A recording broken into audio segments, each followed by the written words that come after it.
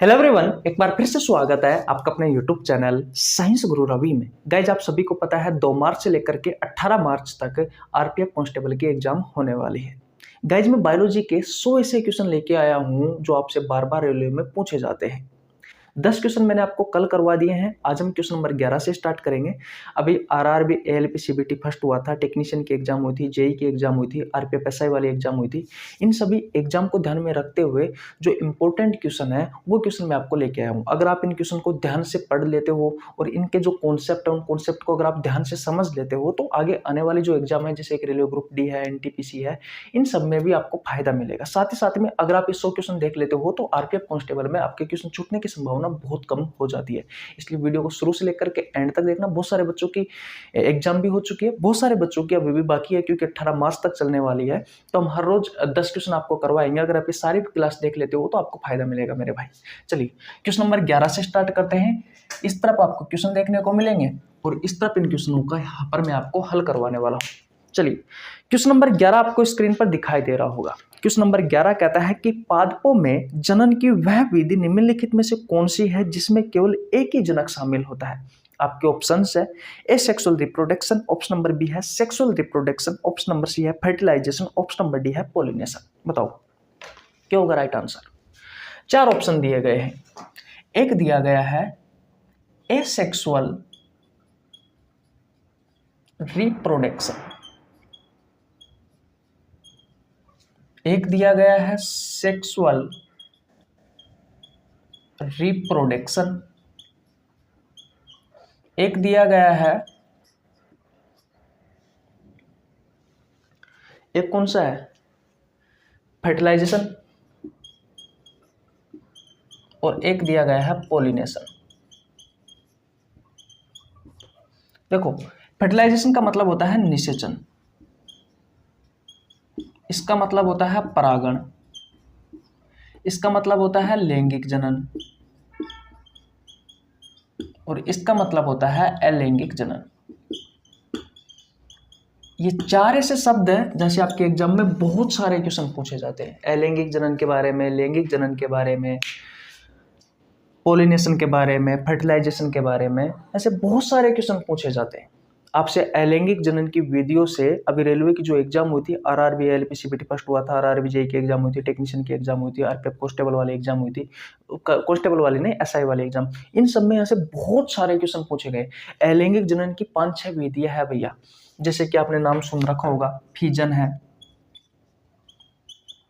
Fragmentation है,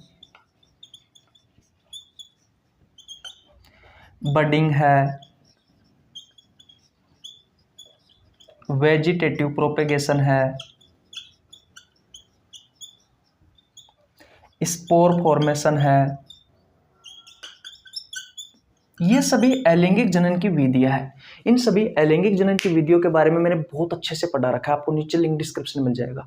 इन अलैंगिक जनन की विधियों के एग्जाम्पल जो है भैया वो आपके एग्जाम में बार बार पूछे गए हैं।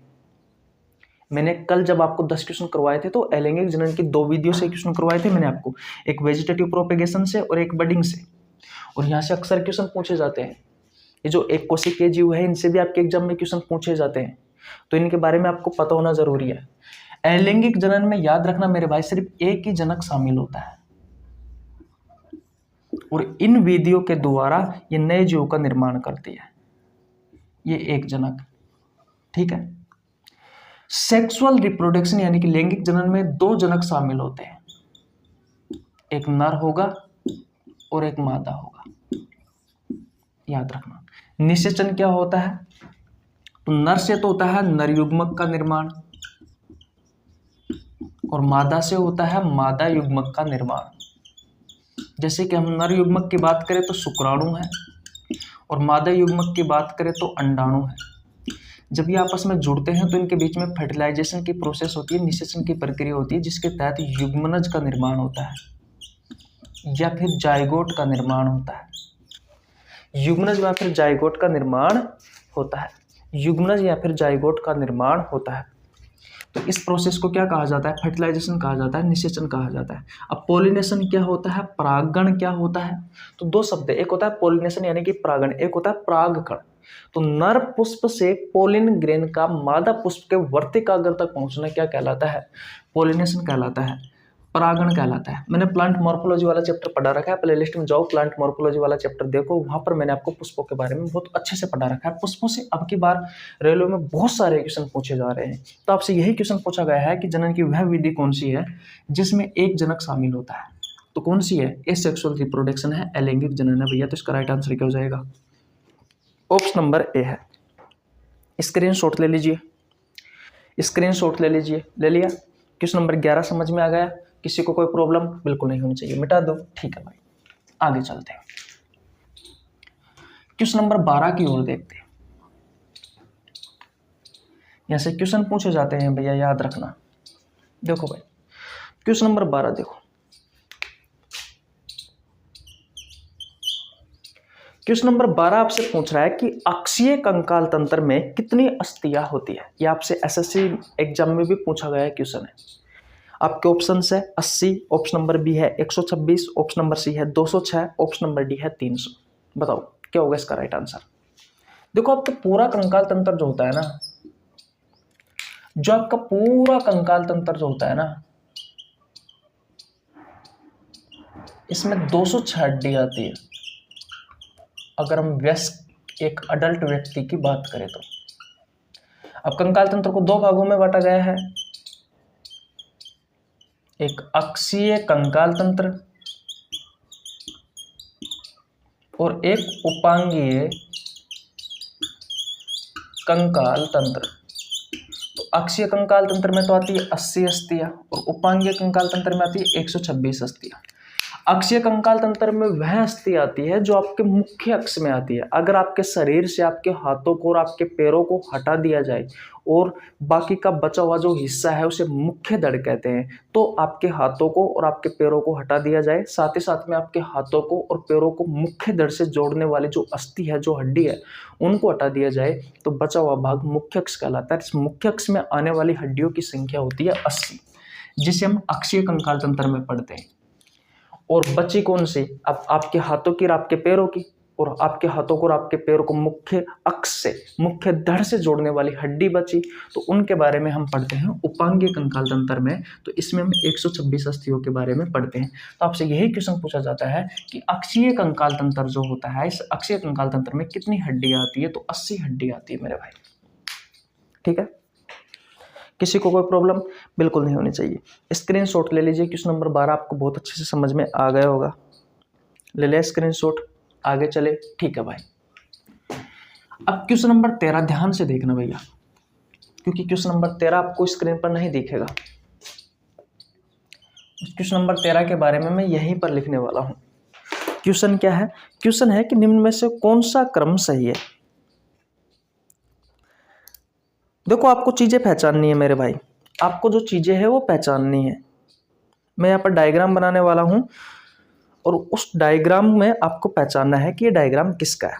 ठीक है, बस इतनी सी बात, और कुछ नहीं है।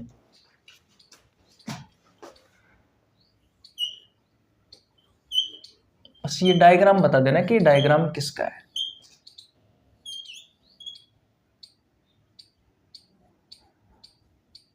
डायग्राम को पहचानना है मेरे भाई, क्योंकि अक्सर आपके एग्जाम में, रेलवे वगैरह में डायग्राम से भी क्वेश्चन पूछे जाते हैं और ये बहुत अच्छा क्वेश्चन है। रेलवे ग्रुप डी में बहुत ज़्यादा पूछा जाने वाला क्वेश्चन है ये।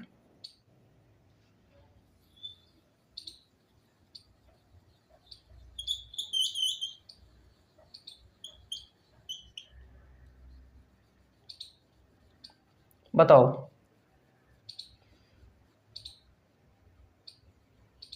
चार ऑप्शन दिए गए हैं आपको नीचे, अभी मैं लिख दूंगा भैया। अभी मैं 4 ऑप्शन दे दूंगा आपको, जिसमें से आपको बताना है।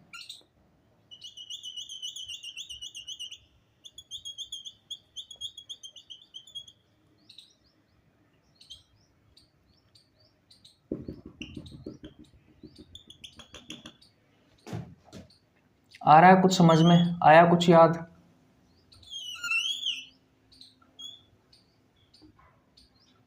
आ रहा है क्या कुछ याद? जिसने ह्यूमन डिसीज मानव रोग वाला चैप्टर अच्छे से पढ़ा होगा उसको ये सारी चीजें समझ में आ रही होगी कि मैं क्या बना रहा हूं।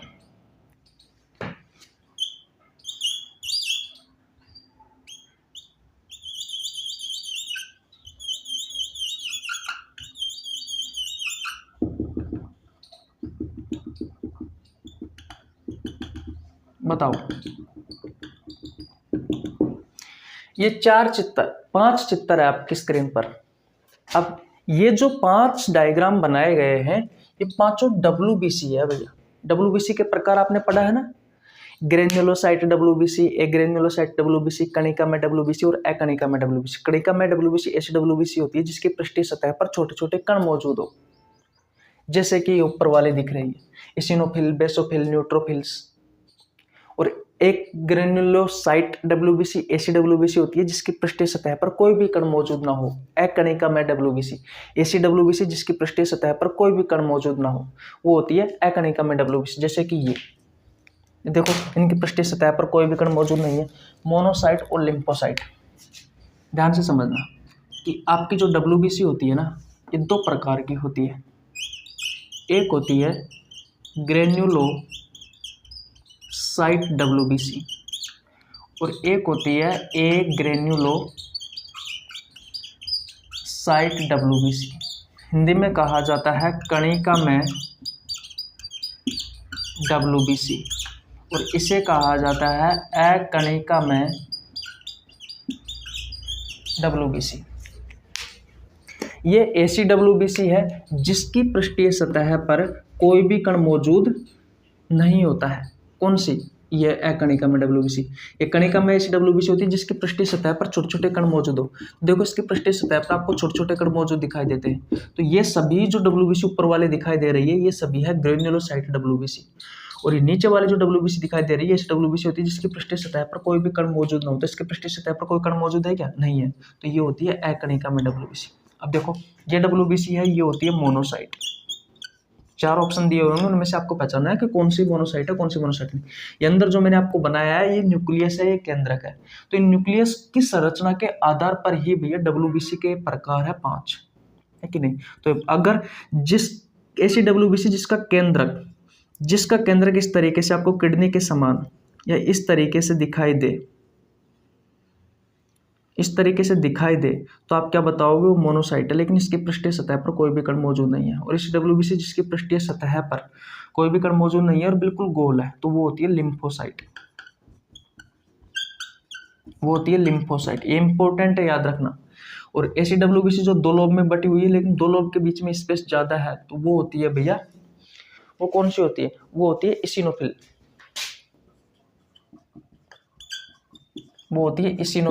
और ऐसी WBC जिसका केंद्रक 2 लोब में बटा हुआ है लेकिन 2 लोब के बीच में जो गैप है वो कम है। ये देखो, इसमें गैप ज्यादा है, इसमें गैप बहुत कम है, तो वो होती है बेसोफिल। और न्यूट्रोफिल होती है जिसमें बहुत सारे आपको न्यूक्लियस दिखाई देते हैं ऐसे, वो होती है न्यूट्रोफिल। तो ये सब WBC है भैया। ये इसिनोफिल्स है, ये बेसोफिल्स है, न्यूट्रोफिल्स है, ये मोनोसाइट है, लिम्फोसाइट है। 5 प्रकार के WBC है भैया। तो ऐसे WBC जिसकी पृष्ठीय सतह पर छोटे छोटे कण मौजूद हो, देखो इसमें सब में कण दिखाई दे रहे हैं छोटे छोटे, वो होती है ग्रेन्युलोसाइट। कणिका में WBC नाम से स्पष्ट है, जिसमें कण मौजूद हो और अ लगा हुआ है, यानी कि इसमें कण नहीं है। ऐसे WBC जिसकी पृष्ठीय सतह पर कोई भी कण मौजूद ना हो, वो होती है मोनोसाइट और लिम्फोसाइट। तो देख सकते हो, मोनोसाइट और लिम्फोसाइट कौन सी WBC है? एक ग्रेन्युलोसाइट। और ग्रेन्युलोसाइट WBC कौन सी है? इसिनोफिल्स, बेसोफिल्स, न्यूट्रोफिल। बताओ, क्वेश्चन नंबर 4 समझ में आ गया? तीसरा, ठीक है भाई, तो कोई दिक्कत नहीं होनी चाहिए यहाँ तक।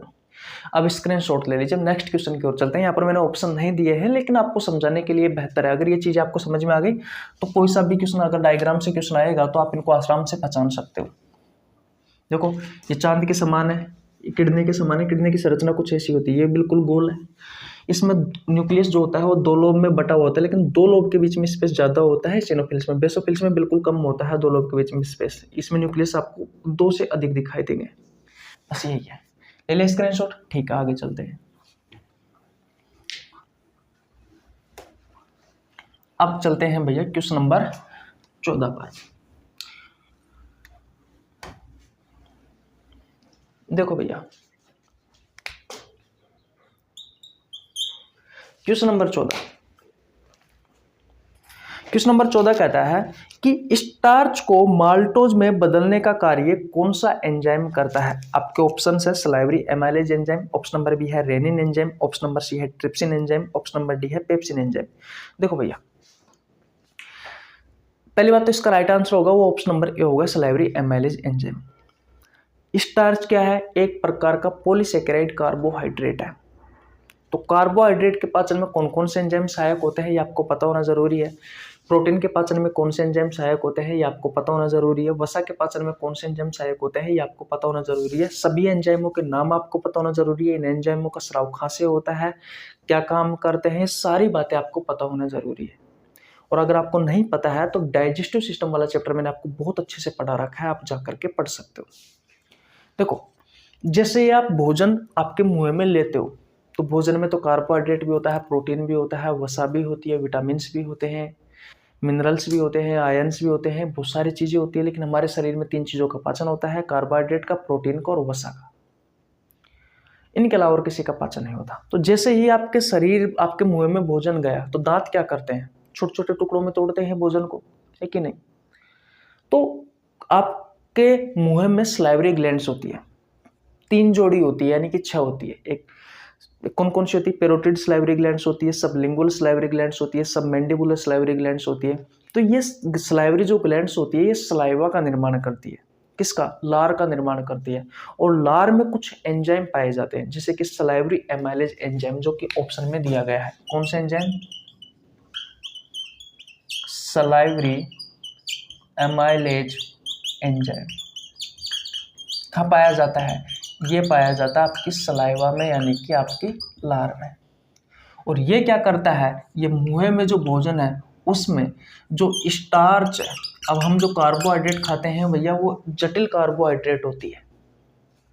अरे भैया, इन एंजाइमों का काम क्या होता है, जटिल भोज्य पदार्थों को सरल भोज्य पदार्थों में कन्वर्ट करना ही पाचन कहलाता है। पाचन में कौन सहायक होते हैं, एंजाइम सहायक होते हैं। तो जो कार्बोहाइड्रेट है वो जटिल रूप में है, तो कार्बोहाइड्रेट को हम किस रूप में खाते हैं, स्टार्च के रूप में खाते हैं। और स्टार्च को ये जो एंजाइम होता है सलाइवरी एमाइलेज एंजाइम, ये किस में बदल देता है, ये माल्टोज शुगर में बदल देता है। आगे जाकर के माल्टोज भी ग्लूकोज प्लस ग्लूकोज में टूटता है माल्टेज एंजाइम के द्वारा। ग्लूकोज प्लस ग्लूकोज में टूटता है, किसके द्वारा, किसके द्वारा टूटता है, तो ये टूटता है मेरे भाई माल्टेज एंजाइम के द्वारा। बाद में बताएंगे आपको कि ये माल्टेज एंजाइम कहाँ से स्रावित होता है, लेकिन ये सलाइवा में पाया जाता है। तो आपसे क्वेश्चन यही पूछा गया है कि स्टार्च को माल्टोज शुगर में तोड़ने का कार्य कौन सा एंजाइम करता है, तो कौन सा एंजाइम करता है, सलाइवरी एमाइलेज एंजाइम। इसके अलावा आपके ऑप्शन में जैसे कि रेनिन एंजाइम है, रेनिन एंजाइम दूध के पाचन में सहायक होता है। दूध में पाए जाने वाले जो केसिन प्रोटीन होती है उस केसिन प्रोटीन में सहायक होता है ये रेनिन एंजाइम। केसिन को पैराकेसिन में कन्वर्ट करने का काम करता है। और जो ट्रिप्सिन और जो पेप्सिन एंजाइम है दोनों ही प्रोटीन के पाचन में सहायक होते हैं। मैंने डाइजेस्टिव सिस्टम में आपको बहुत अच्छे से पढ़ा रखा है। तो ये क्वेश्चन आपको बहुत अच्छे से समझ में आ गया होगा कि जो सलाइवरी एमाइलेज एंजाइम होता है ये स्टार्च को माल्टोज में बदलने का काम करता है। आगे बात समझ में, ओके। तो अब स्क्रीनशॉट ले लीजिए, ले लिया आपने स्क्रीनशॉट, ओके। आगे चले, ठीक है भाई। अब क्वेश्चन नंबर 15 की ओर चलते हैं। क्वेश्चन नंबर 15 की ओर, तो क्वेश्चन नंबर 15 आपको स्क्रीन पर दिखाई दे रहा होगा। एक दिन पेनों ने मूड खराब कर रखा है, इनमें पता नहीं दिन में 50 बार तो स्याही भरनी पड़ती है। और ऐसा नहीं है कि इनमें स्याही नहीं है, सब में स्याही है,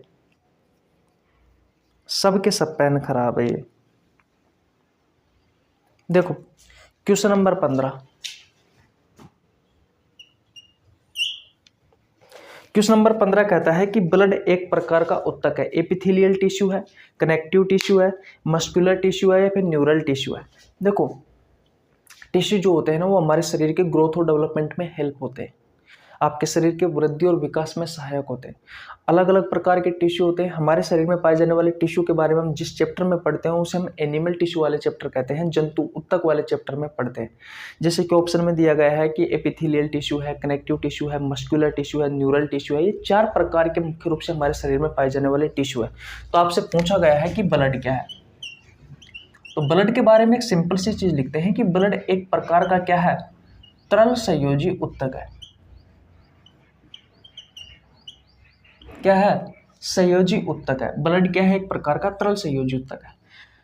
संयोजी उत्तक का मतलब होता है कनेक्टिव टिश्यू, ठीक है। और तरल का मतलब होता है लिक्विड। लिक्विड का मतलब होता है तरल, यानी कि द्रव्य अवस्था में है। जब भी आपको चोट लगती है तो आप देखते हो कि जो लिक्विड अवस्था में है ब्लड, वो आपके शरीर से बाहर निकलता है। टिश्यू का मतलब होता है group of cell. Group of cell ऐसी कोशिकाओं का समूह है जो एक जैसा काम करता है। ऐसी कोशिकाओं का समूह जो एक जैसा काम करता है, ऐसे कोशिकाओं के समूह को क्या कहा जाता है, टिश्यू कहा जाता है।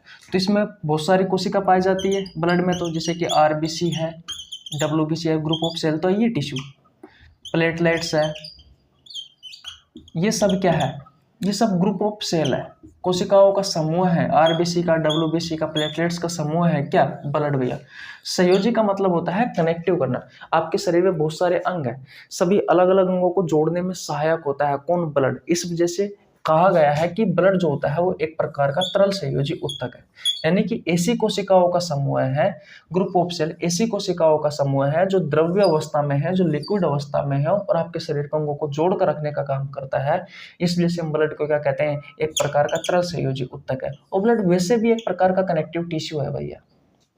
ब्लड के अलावा कार्टिलेज है कि नहीं है, बोन्स है, एडिपोज टिश्यू है,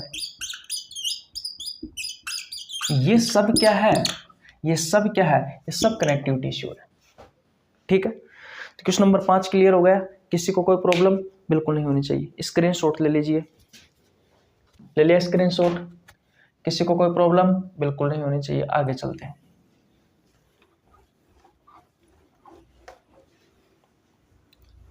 आगे चलते हैं। क्वेश्चन नंबर 16 आपको स्क्रीन पर दिखाई दे रहा होगा। पूछ रहा है कि मलेरिया का वाहक है। क्वेश्चन नंबर 16,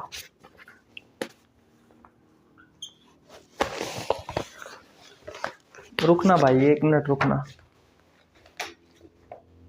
देखो क्वेश्चन नंबर 16 आपसे कह रहा है कि मलेरिया का वाहक है। आपके ऑप्शंस है female Anopheles mosquito, option number B है सीसी फ्लाई,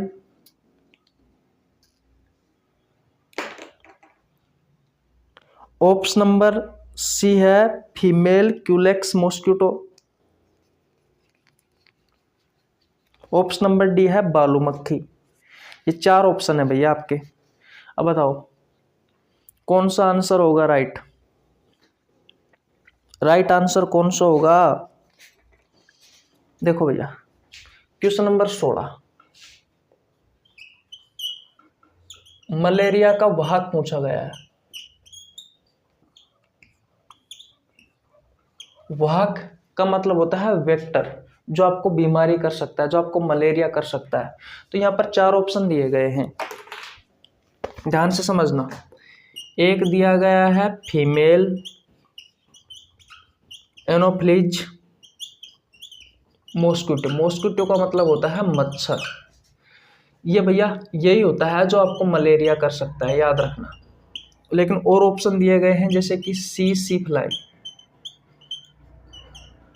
यह आपको एक बीमारी होती है स्लीपिंग सिकनेस, ये बीमारी करती है। इसमें इसे निद्राकारी रोग कहते हैं हिंदी में, निद्राकारी रोग। इसमें खतरनाक नींद आती है इंसान को इस बीमारी में, ठीक है। एक होता है फीमेल क्यूलेक्स मॉस्किटो, यानी कि मादा क्यूलेक्स मच्छर। इस बीमारी से एलिफेंटियासिस रोग होता है, या फाइलेरियसिस रोग होता है। इसे हाथी पांव रोग कहते हैं हिंदी में। इसमें रोगी का एक पैर सूजकर हाथी के पांव के समान हो जाता है। अगर आप गूगल पर करके देखोगे ना एलिफेंटियासिस डिसीज या फाइलेरियसिस डिसीज या हाथी पांव रोग, तो आपको एक पैर हाथी के पैर के समान सूजा हुआ दिखाई देता है। तो ये बीमारी जो होती है ना वो फीमेल क्यूलेक्स मॉस्किटो के कारण होती है। और एक ऑप्शन और है बालू मक्खी। अब बताओ क्या करूं। एक ऑप्शन है बालू मक्खी,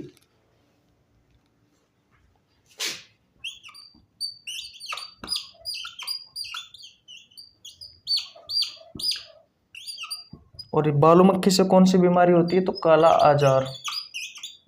इसमें खतरनाक बुखार आता है, इसे दमदम फीवर भी कहते हैं। इसे ब्लैक फीवर के नाम से भी जाना जाता है। बताओ, आ गया क्वेश्चन समझ में? इसका राइट आंसर क्या होगा? इसका राइट आंसर होगा भैया ऑप्शन नंबर 1, फीमेल एनाफिलीज मच्छर, जिसके कारण मलेरिया होता है। स्क्रीनशॉट ले लीजिए, आगे चलते हैं। ले लिया? ओके, मिटा दूं? ठीक है भाई। क्वेश्चन नंबर 16 तक की कहानी समझ में आ गई। क्वेश्चन नंबर 17,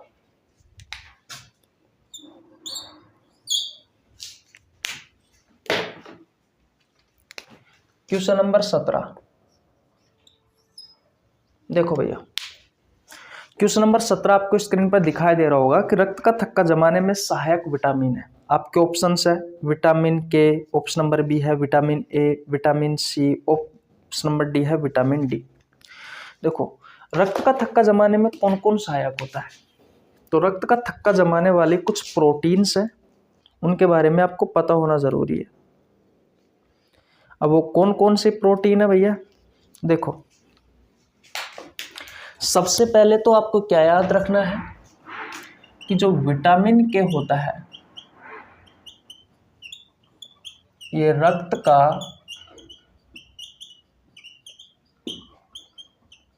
थक्का जमाने में, यानी कि ब्लड क्लॉटिंग में हेल्प करता है। ठीक है, उसके अलावा कुछ प्रोटीन है जैसे कि thrombin, prothrombin, fibrin, fibrinogen protein.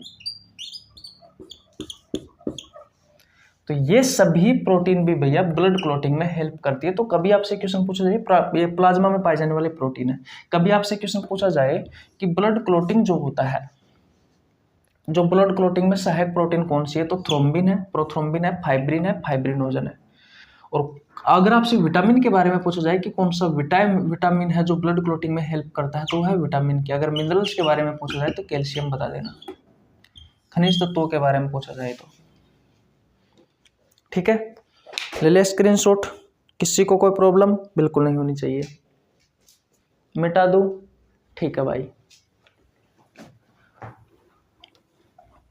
Question number 18,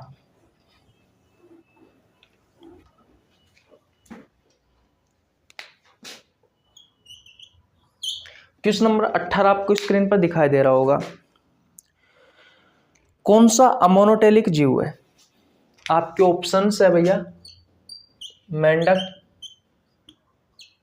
मानव,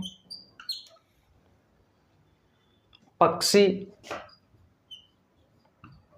और मकड़ी। क्या पूछा गया है? अमोनोटेलिक। देखो, उत्सर्जी पदार्थों के आधार पर सजीवों को 4 भागों में बांटा गया है। उत्सर्जन तंत्र वाले चैप्टर में से है ये क्वेश्चन। एक है अमोनोटेलिक, दूसरा है यूरियोटेलिक, तीसरा है यूरिकोटेलिक,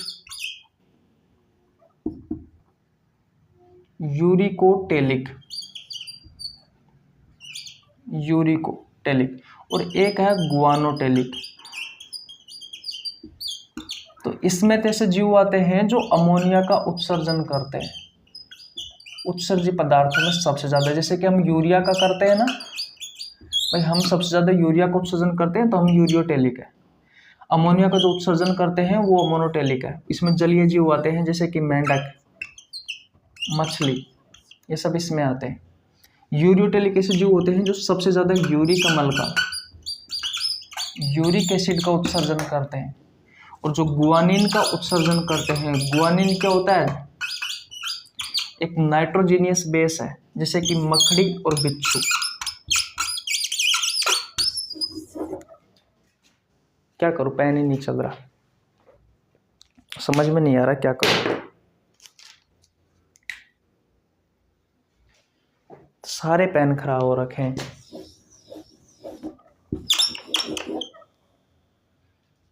पढ़ाने का भी मन नहीं करता। मैंने कहा कि उत्सर्जी पदार्थों के आधार पर सजीवों को 4 भागों में बांटा गया है, अमोनोटेलिक, यूरियोटेलिक, यूरिकोटेलिक और गुआनोटेलिक। जो सबसे ज्यादा अमोनिया का उत्सर्जन करते हैं उन्हें अमोनोटेलिक कहा जाता है। एग्जाम्पल है मछली और मेंढक, जो जलीय जीव में रहते हैं, जो जल में रहते हैं। वो स्तनधारी में आता है, जितने भी स्तनधारी है, गाय, भैंस, घोड़ा, बकरी, कुत्ता, वो सभी यूरिया का उत्सर्जन करते हैं सबसे ज्यादा उत्सर्जी पदार्थों में, उन्हें कहते हैं यूरियोटेलिक। और यूरिकोटेलिक ऐसे जीव होते हैं जो सबसे ज्यादा यूरिक अम्ल का उत्सर्जन करते हैं। इसमें पक्षी आते हैं और सरीसृप आते हैं जो रेंग कर चलते हैं, जैसे कि सांप, छिपकली वगैरह।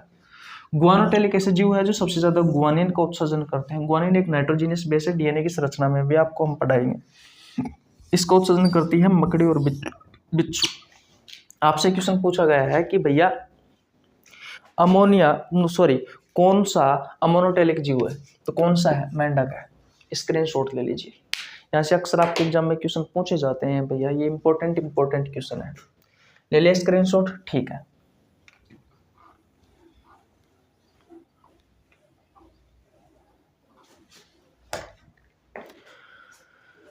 क्वेश्चन नंबर 19 आपकी स्क्रीन पर।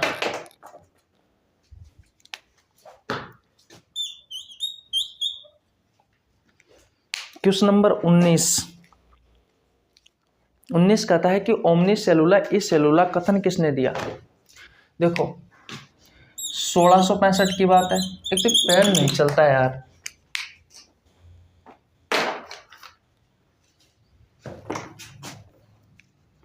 कम से कम 5 पेन रख रखे हैं, एक भी पेन ढंग से नहीं चलता। 1665 की बात है। एक वैज्ञानिक था रोबर्ट,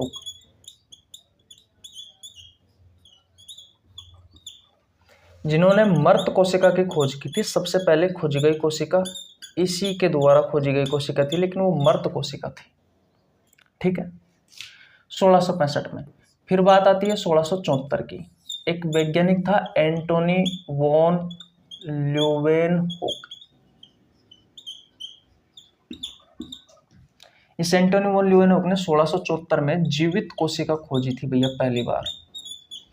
और इसके द्वारा जो खोजी गई कोशिका थी ना, वो एक बैक्टीरियल सेल थी। ठीक है, और बात करते हैं। 2 वैज्ञानिक था, एक का नाम था स्लाइडेन और दूसरे का नाम था स्वान। इन्होंने 1838 और 39 में कोशिका सिद्धांत दिया था।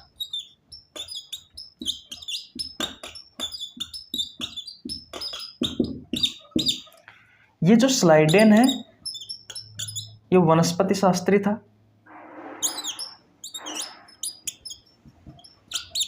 यानी कि इन्होंने पादप विज्ञान पर काम किया था, यानी कि इन्होंने पादपों पर काम किया था। स्वान जो है वो एक प्राणी शास्त्री था, यानी कि जंतु कोशिका पर, जंतुओं पर काम किया था इसने। ये तो था जर्मन का और ये था ब्रिटिश का। ठीक है, स्लाइडेन ने क्या कहा कि जो पादप होते हैं, जो पेड़ पौधे होते हैं, वो उत्तकों से मिलकर के बने हुए होते हैं। सॉरी, ऐसा नहीं कहा था उन्होंने, ऐसा कहा था, एनसीईआरटी का कथन है कि पादप जो होते हैं ना, पादप पेड़ पौधे, वो अलग अलग प्रकार की कोशिकाओं से मिलकर के बने होते हैं और सभी प्रकार की कोशिका उत्तकों का निर्माण करती है। ये कथन था किसका? स्लाइडेन का। यानी कि पादप जो होते हैं वो अलग अलग प्रकार की कोशिकाओं से मिलकर के बने होते हैं और ये कोशिका समूह बना करके उत्तकों का निर्माण करती है। ये कथन था स्लाइडेन का। स्वान का कथन क्या था कि कोशिका के बाहर एक पतली सी की एक परत पाई जाती है जिसे जीव द्रव्य झिल्ली कहा गया था। आजकल हम कोशिका झिल्ली कहते हैं, और कोशिका भित्ति के बारे में भी सी स्वान ने बताया था।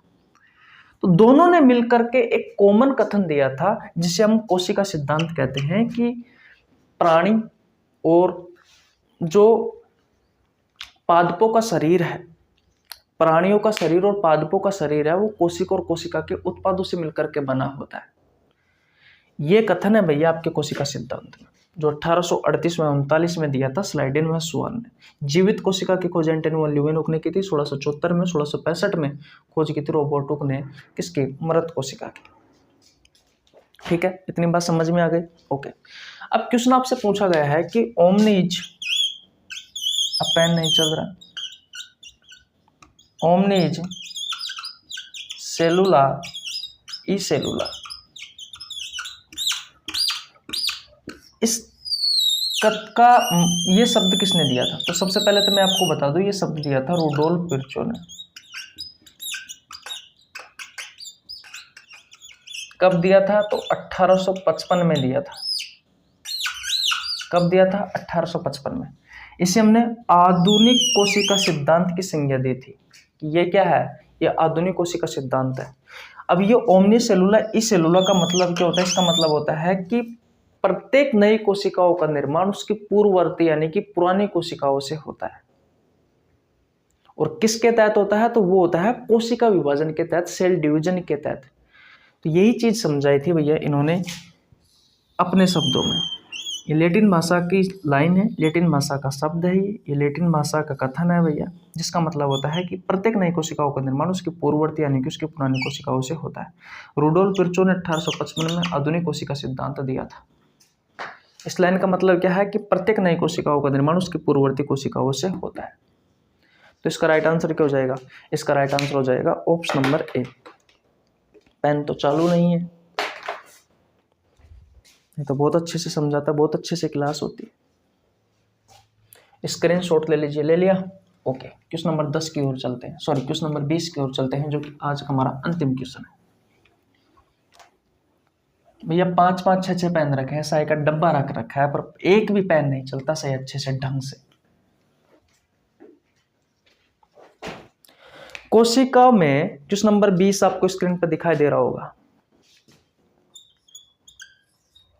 कि जो कोशिका होती है उसमें पानी की मात्रा कितनी होती है। देखो लिख लेना, इंपॉर्टेंट, 70 से 80% तो पानी होता है,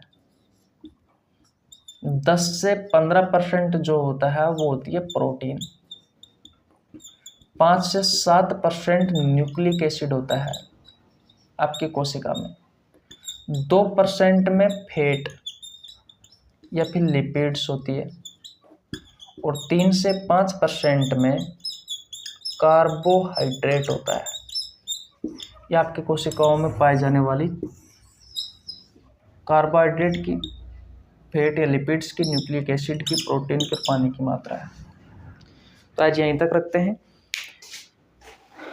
कल मैं नया पेन लेके आऊँगा। सॉरी आज के लिए, आज को आपको थोड़ी सी प्रॉब्लम आई होगी चीज़ों को सीखने में, चीज़ों को देखने में, पर अब करें क्या।